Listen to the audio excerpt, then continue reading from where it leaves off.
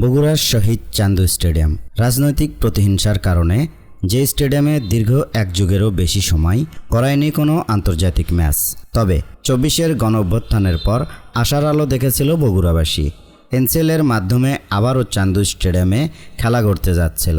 এর মাধ্যমে দীর্ঘ এক যুগেরও বেশি সময় রাজনৈতিক প্রতিহিংসার অবসান ঘটতে যাচ্ছিল বগুড়ার শহীদ চান্দু স্টেডিয়ামে। কিন্তু কপালের দণ্ড যায় কি খণ্ডানো। এনসিএল খেলার শুরুর দিন সকাল থেকে শুরু হয় টানা বৃষ্টিপাত। বৈরী আবহাওয়ার কারণে বগুড়া থেকে খেলা সরিয়ে নেওয়া হয় রাজশাহীতে। টিকিট কেটেও খেলা দেখতে না পারায় ক্ষোভে ফেটে পড়ে বগুড়াবাসী। অবশেষে বগুড়াবাসীর সেই স্বপ্ন পূরণ হতে যাচ্ছে। আগামী ২৭ ও ৩১ অক্টোবর সিরিজের প্রথম ২ ম্যাচ দিয়ে বগুড়ার শহীদ চান্দু স্টেডিয়ামে শুরু হবে বাংলাদেশ অনূর্ধ্ব-১৯ বনাম আফগানিস্তান অনূর্ধ্ব-১৯-এর ৫ ম্যাচের রোমাঞ্চকর ওয়ানডে সিরিজ। এই সিরিজের শুরুটা হবে ঠিক বগুড়া থেকে। ক্রিকেট উন্মাদনায় ভাসবে গোটা শহর।